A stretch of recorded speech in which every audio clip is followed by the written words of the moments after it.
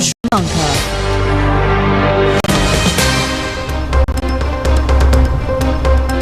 Good evening and welcome to the 9 p.m. news telecast of the prestigious channel of Sri Lanka.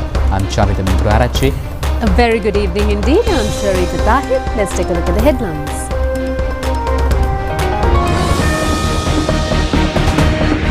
President meets the representatives of Tamil National Alliance. A landslide restricts train services along the upcountry line to Nanuaya. The CID informs the court that the case will be filed against former President Ranil Wickremesinghe within a month.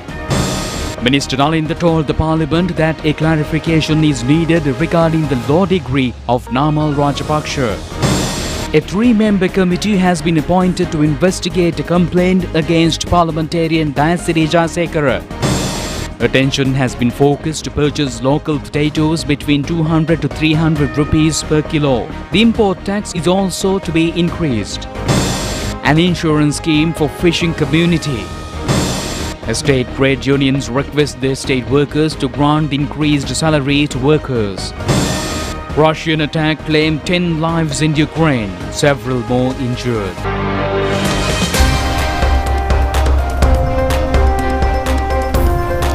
On to those and other stories in detail now, and starting off with the top local story.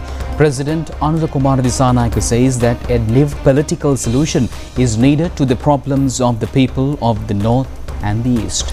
The President stated this during a discussion held with the Tamil National Alliance at the Presidential Secretariat today. The meeting was held at the request of the Tamil National Alliance. The Provincial Council elections and the need for a new constitution were discussed. The President stated that the government believes that the old political solutions are no longer suitable to resolve the problems facing the people of the North and East, and therefore a new political solution should be pursued. The President also said that this requires the support of everyone. The fisheries and land issues, infrastructure facilities and development needs that the people of the North and East have been facing for a long time were discussed extensively. Parliamentarians of the Tamil National Alliance stated that their party will provide full support for the development projects being implemented by the government in the North and East. Furthermore, the Tamil National Alliance stated this during this discussion, and it is ready to provide unwavering support as a political party representing the Tamil people to any decision the government takes against racism. Parliamentarians and party representatives of the Tamil National Alliance, as well as the Secretary to the President, were present at this event. All passenger trains operating from Colombo Fort in the upcountry railway line have been restricted up to Nanuaya. This decision has been taken due to the crashing of a huge earth mound along the boulders onto the railway track near the tunnel between Idalgasina and O'Hare railway stations last night. The engine of the night mail train from Badula to Colombo derailed near the tunnel between Idalgasina and O'Hare railway stations when a huge earth mound along with the boulders crashed onto the railway track. Accordingly, the train travel of the upcountry railway line has been hampered. Minister Bimal Ratnayake expressed views in the Parliament regarding this incident today. Minister Bimal Ratnayake said that the earth mound had crashed onto the railway track when the section between Idalgasina and O'Hare, when it was identified by National Building Research Organisation as an unsafe section, and restoration was being carried out. The Armed Forces, Railway Department employees, contractors are stationed at the location. Efforts are on to clear the track by tomorrow, and trains are plying up to Nanuaya right now. Mobilise වෙලා තියෙනවා. අපි උත්සාහ කරන කරු කතානායකතුමනි හෙට රාත්‍රිය වන විට එම දුෂ්කරතාව ඉවත් කරලා බදුළු දුම්රිය මාර්ගය නිවැරදි කරන්න නානුය දක්වා දුම්රිය වැඩ කරනවා අද දවසේ. The Department of Meteorology says that several rounds of rain might occur in north central and eastern provinces. A thick foggy condition also may occur at certain places in Sabaragamuwa, central, Uva and southern provinces. The wind speed in the sea area of Kankazanthurai to Pothalamwara Manor can reach 40 km per hour, according to the communique issued by the Met Department. A thick foggy condition was witnessed at a number of places in Colombo and suburbs in the morning today. A heavy rainfall was also experienced at several places in Colombo last night. The main feeder waterway to Keselgamu was in spate due to incessant rains experienced in the morning yesterday at Mahalya Reserve, Bhagwantalawa. According to our correspondent, a large number of low-lying areas were inundated due to this. Heavy losses have been incurred to a three-wheeler when a tree fell onto it during the rain. A section of Vavadigaduwa paddy cultivation land area, Nugathalawa in Valimada, has been inundated due to heavy rains experienced at Valimada area. According to farmers, a large number of tomato, cabbage, beans and other vegetable crops were damaged. They also point out that since the irrigation canal near the paddy land area is insufficient, cultivated lands get damaged due to the excessive inundation during rainy seasons.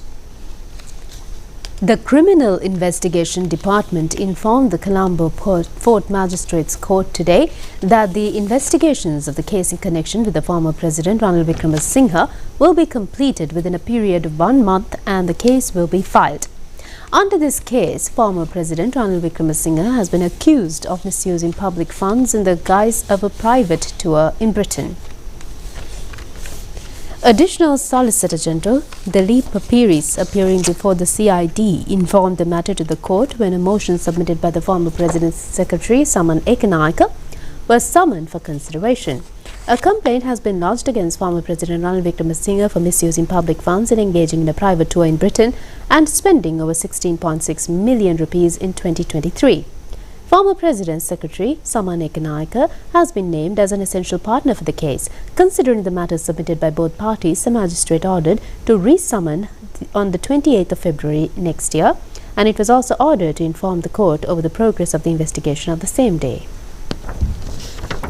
The appeal court today ordered the petition filed by chief incumbent of Sri Sambuddhajayanti Bodhi Rajaviharaya, Venerable Trincomalee Kalyanavasa Thera, to be summoned for consideration on the 16th of next month. The Thera has filed this petition requesting to issue an order to nullify the order issued by the Coastal Conservation Department to abolish a part of the temple.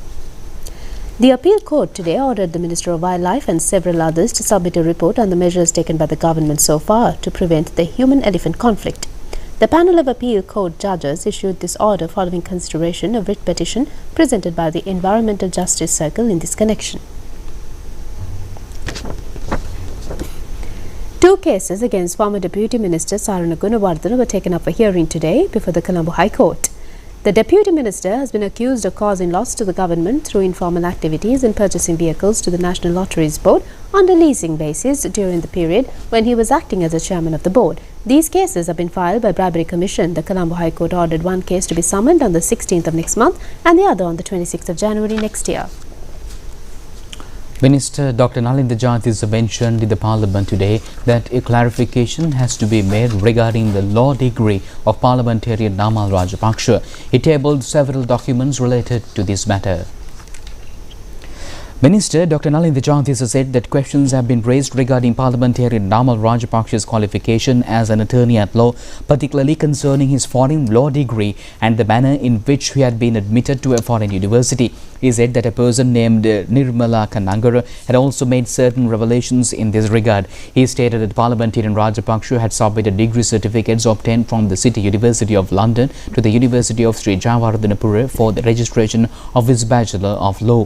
However, he said that although the certificates had been issued in 15 September 2009, the Deputy Vice-Chancellor, whose signature appeared on the document, had reportedly resigned on the 23rd of July that year. The minister said that the certificate had therefore been signed nearly 15 days after the resignation, creating a serious concern about the authenticity of the document. He noticed that the issue has been highlighted in the media. He further said that while many legal professionals in Parliament were aware that globally recognized law degrees could allow entry into Sri Lanka Law School without a local entrance examination in the institution named by MP Rajapaksa, the City University of London was not the University of London.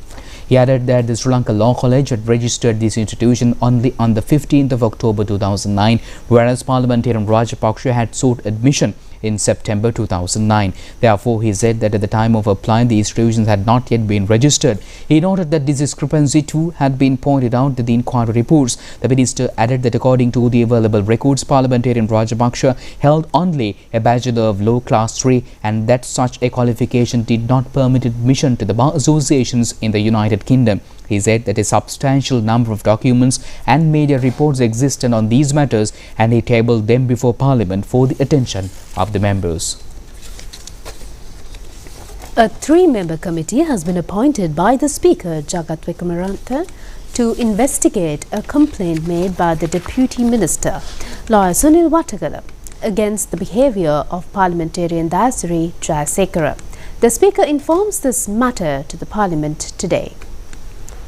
The Speaker of Parliament, Dr. Jagath Wickramaratne, told Parliament that he had considered the complaint submitted on the 25th of September 2025 by MP Sunil Watagala during the Committee on Parliamentary Business regarding the conduct of MP and Attorney at Law Dayasiri Jayasekara inside the chamber on the 24th of September 2025. He said that after examining the matter, he would appoint a three-member committee chaired by the Deputy Speaker and with MPs Upali Pannalagala and Ranjit Madhumula serving as members to inquire into the incident and report back. He informed the House that these appointments would be made accordingly. Minister K.D. Lalkantha said that a short, medium and a long-term program will be formulated to resolve problems faced by the local potato farmers. A discussion in this regard was held at the President's office yesterday, where the Minister made these observations. Minister K.D. Lalkantha stated that the Committee on Food Security has decided to find solutions for the problems faced by the farmers by paying more attention to them and not causing an injustice to the consumer at the same time. The farmers on this occasion pointed out that the production cost of potatoes is extremely high. They added that 40% of it has to be spent to purchase seed potatoes. The decrease in the harvest is also rampant since a proper method is not followed in the application of fertilizer, and the increase in the cost of production due to non-availability of high-quality seed potatoes. The farmers pointed out the Minister Vasantha Samarasinghe stated that increasing of the import tariff will be considered along with the formulation of a mechanism to purchase potatoes from the farmers with the help of Satosa and to purchase a kilo of potatoes at a rate of 200 to 300 rupees. Attention was also paid to provide a subsidy to the farmers. High quality seed potato production will be carried out under the Department of Agriculture. The Minister stressed that potato farmers and Minister Vasantha Samarasinghe and Deputy Minister Namal Karunaratne were also present at this discussion. We now move on to several development news items in brief. The program to develop a Brandigala in Mathale as a tourist destination commenced under the patronage of Governor of the Central Province, Professor S.B.S. Abekon. The access signboard of the Brandigala tourist zone, photography location and a part of the renovated access road were declared opened. The inspection of the observation centre and the trail of natural paths were held with the participation of social media journalists, tour guides and environmentalists. A display of adventure sports in the Brandigala area was also conducted, and a group of selected tour guides were provided with the required permits. This program was organised by the Central Province Tourism, Trade and Commercial Department. New houses were donated to 6 low-income families living in the Haparadua and Imadua divisional secretariat areas under the patronage of Deputy Minister of Fisheries Ratna Gambage. The houses have been constructed under the government funds. Carpeting and development of main road in Kantale town commenced today. A sum of 90 million rupees will be spent to develop a 2-kilometre extent of the road. Accordingly, the road from Kantale Clock Tower to the Potankatu Junction will be carpeted. And meanwhile, the Agrarian Insurance Board has taken steps to introduce an insurance cover for the fishing community who contribute heavily to the development of the economy of the country. Accordingly, the program will commence under the leadership of Prime Minister Dr. Haruni Amarasuriya on the 21st of this month. A media meet to enlighten regarding this matter was held by the chairman of the Agrarian Insurance Board, Premisari Jasing Harachi. Chairman of the Agrarian Insurance Board, Premisari Jasing Harachi, stressed that the implementation of the procedure to initiate a pension scheme within the fisheries policy of the country will commence on the 21st of this month. An insurance policy and process joined with the pension scheme for the fishing community will be implemented, visiting fisheries harbours and bathing the fishermen along with the fisheries department and the aquatic authority. The fishing community has the opportunity to join this program and lead a satisfying retired life after completing the 60 years of age. The 28th Asia Pacific Regional Social Service Workshop was held in Colombo yesterday. Its theme this year is Response of Social Activities for Climatic Changes and Other Environmental Issues.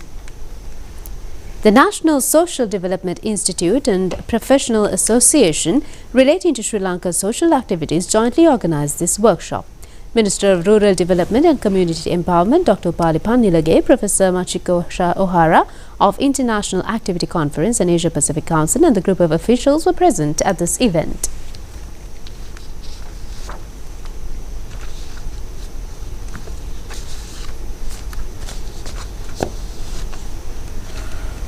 Minister Professor Chandana Ratna says that the Provincial Council election will be held compulsorily. Joining the 2026 Budget Committee stage debate today, the Minister said that there is no need to postpone the elections. Expenditure heads of the Ministries of Public Administrations, Provincial Councils and Local Government and Labour were passed in Parliament today. Opposition MP Ranjit Madhava Bandara said that everyone knew how former President Ranil Wickremesinghe had postponed the Provincial Council elections, claiming at the time that the Treasury did not have the funds to conduct them. He said that this delay was repeatedly justified with false statements. He further said that the former President has resorted to such tactic because the expected election results were not a favourable thing to him. State Minister of Provincial Councils and Local Government Chandana Ratna said that the proportional representation system had been abolished and a new electoral system had been introduced during the Yahapalana government. He said that the proposal at the time had suggested allocating 50% of seats based on wards and the remaining 50% through a mixed list system. He said that the government must now proceed towards formulating an improved electoral system for provincial council elections in future. Opposition leader Sajith Premadasa, speaking in Parliament, said that 154,000 public sector employees had retired between 2020 and 2024 and none of them had received any pension increase. He said that he wanted to know why the government had failed to honour the promise that should have been fulfilled by these retirees. Minister of Trade, Commerce, Food Security and Cooperative Development Vasantha Samarasinghe said that the opposition seemed to have forgotten that it was during their period in power that the contributory pension system had been introduced for public servants. He said that the government at that time had issued appointment letters to those who joined the public service after 2016 stating that they would receive only a contributory pension.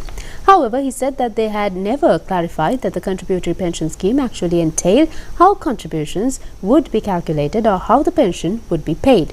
He said that the present government had resolved this long-standing uncertainty by regularizing the pensions of all such employees. He also said that the government had appointed a salaries commission to address any remaining issues relating to pension payments. Labour Minister and Deputy Minister of Economic Development Dr. Anil Janta Fernando said that most of the country's labour laws were more than 55 years old and no longer suited to the present world. He said that the ministry had therefore appointed a committee of experts to discuss necessary reforms and to identify outdated laws that need to be modernised. He added that the government would soon introduce these revised laws across several sectors to align them with global standards.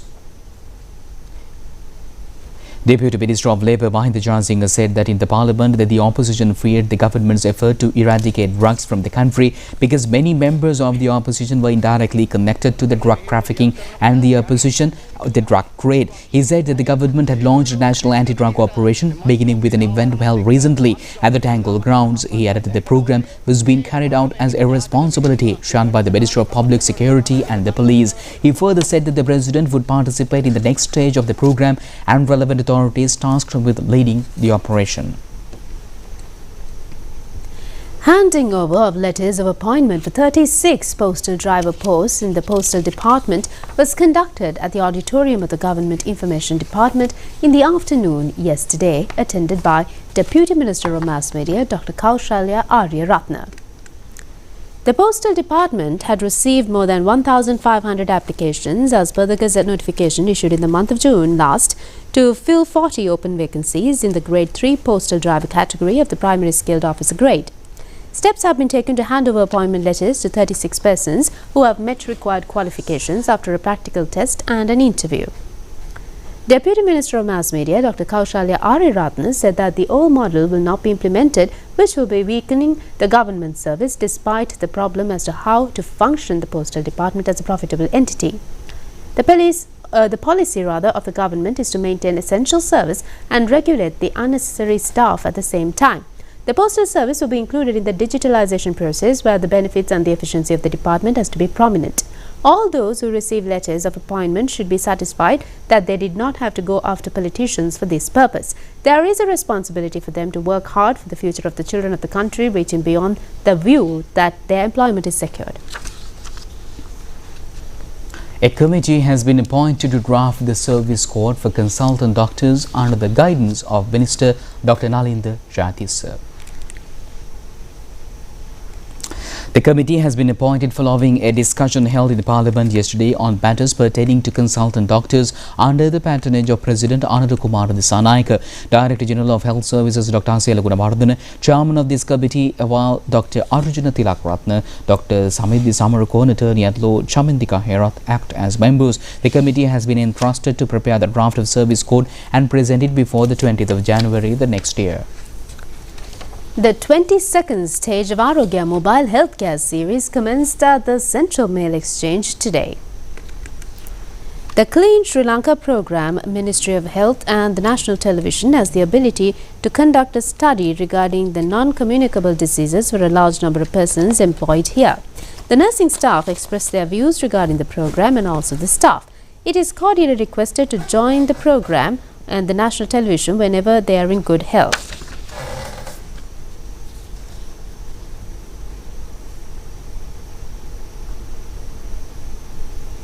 Estate Employees Associations are requesting estate owners to provide the allowance increased by the government. They say that they strongly reject the protest being shown by the opposition. The Ceylon Plantation Services Associations made these observations at a media meeting held in Colombo today.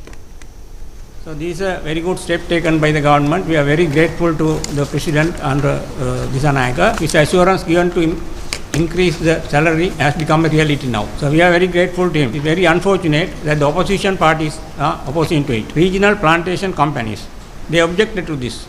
They said they are making losses. Actually, they are making profits by billions and billions. They don't spend money on their workers who are underpaid. Now they have corrected that mistake what they have done. Parliamentary and presidential election, His Excellency the President gave an assurance the wages of the employees will be increased to 1,750. People believed it, especially plantation community believed this word and voted. He got overwhelming majority in all plantation districts, and now he has paid this back, and we are very happy and we thank him.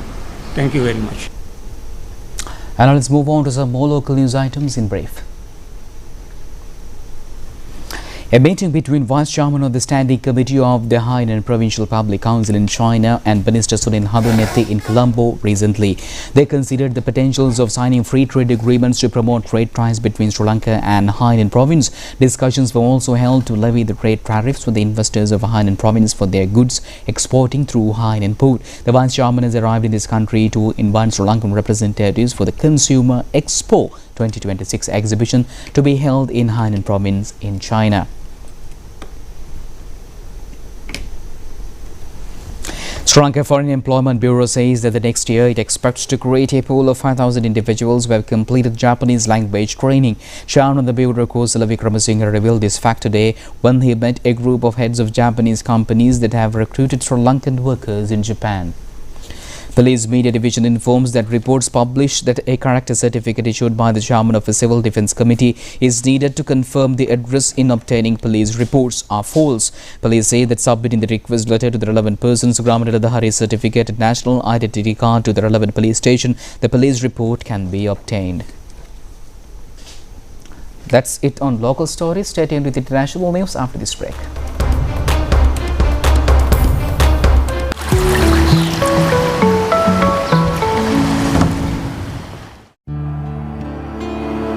என் அண்ணா தான் என்ன பள்ளிக்கூடத்துக்கு கூட்டிட்டு போனாரு. மழைக்கு கூட என்னோட அண்ணாவை நிறுத்த முடியல. ஏன் வெயிலால கூட அது சாத்தியமாகல.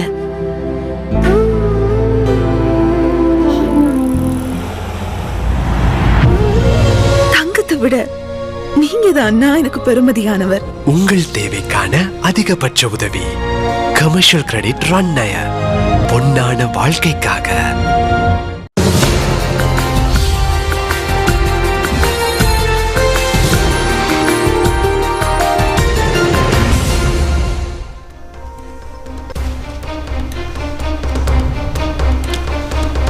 Welcome back. back with your foreign updates. Ukraine says at least 9 people have been killed and dozens injured after Russia launched one of the largest overnight drone and missile attacks since the war began, striking multiple regions, including the western city of Ternopil. President Vladimir Zelensky confirmed that 9 people died in the western city of Ternopil after 9-story apartment blocks were hit. He described the barrage as a brazen attack, saying that Russia fired more than 470 drones and 47 missiles at Ukraine overnight. Emergency teams are working through debris, and while fears the people may still be trapped under collapsed buildings, photos shared online show large fires and heavy destructions in Ukraine's second largest city. Kharkiv was also struck. A massive drone attack across the 3 districts injured more than 30 people, including children, and set buildings and cars ablaze. The country's energy ministry says that power cuts are now affecting several regions. Attacks on energy, transport and civil infrastructure were reported in the west, including the Ivano-Frankivsk and Lviv regions. Lebanon says an Israeli airstrike near the Ain el-Hilweh Palestinian refugee camp in the south of the country has killed at least 13 people in one of the deadliest incidents since recent cross-border fighting resumed. Lebanon's health ministry confirmed that 13 people were killed and at least 4 others injured after an Israeli strike hit an area close to the Ain el-Hilweh camp near the city of Sidon. Emergency crews were seen rushing through narrow streets as smoke rose from the impact site. The Israeli military said it targeted a Hamas training compound, accusing the group of using the area to plan and carry out attacks against Israel. Hamas denied the claim, calling it fabrication and lies, and insisted it has no military installations inside Palestinian camps. The group said the location struck was an open sports field.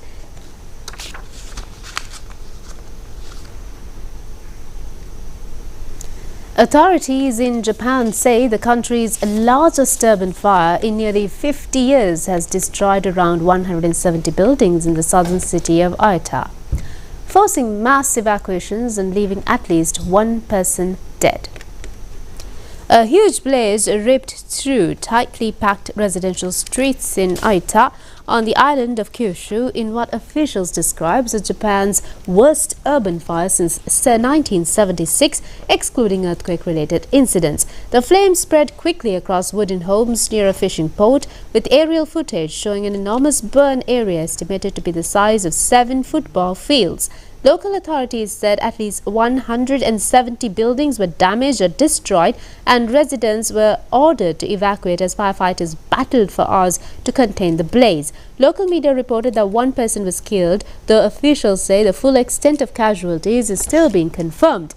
The cause of the fire remains under investigation, and officials have not ruled out any possibilities. The incident has raised concerns about the fire safety in older Japanese towns where wooden structures sit close together, an issue long recognized by emergency planners.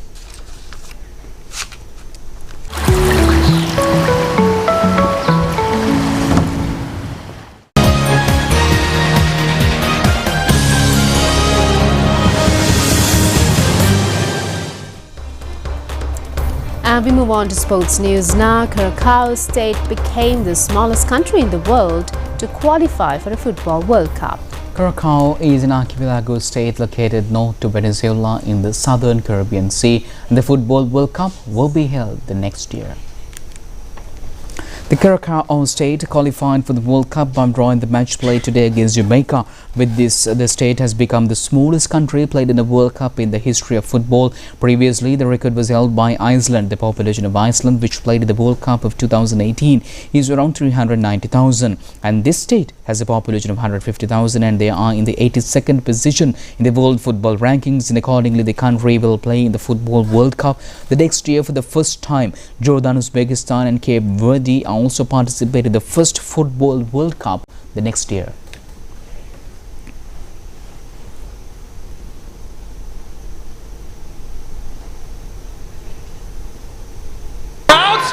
Curaçao have done it! A blue wave is heading to the World Cup for the first time in their history. Curaçao are World Cup bound. They will become the smallest nation ever to take part in a men's World Cup. Meanwhile, Scotland has qualified for a World Cup Football Championship after a gap of 28 years when they won the match in the qualifying round against Denmark 4-2 yesterday. During the first half of the match, Scotland was in the lead with a score of 1-0. The 2026 World Football Championship will be held from the 11th of June to the 19th of July next year, which will be jointly hosted by Canada, Mexico and the USA. 48 teams will participate in the championship, which will be held at 16 stadiums.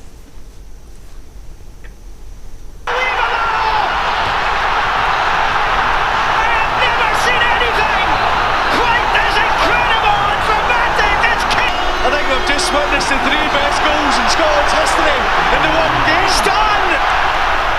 It's all! And with that football update, we'll be wrapping up tonight news. Do just tomorrow at the very same time. I'm Charita, signing off with Sharifa. Stay safe. Good night. Good night.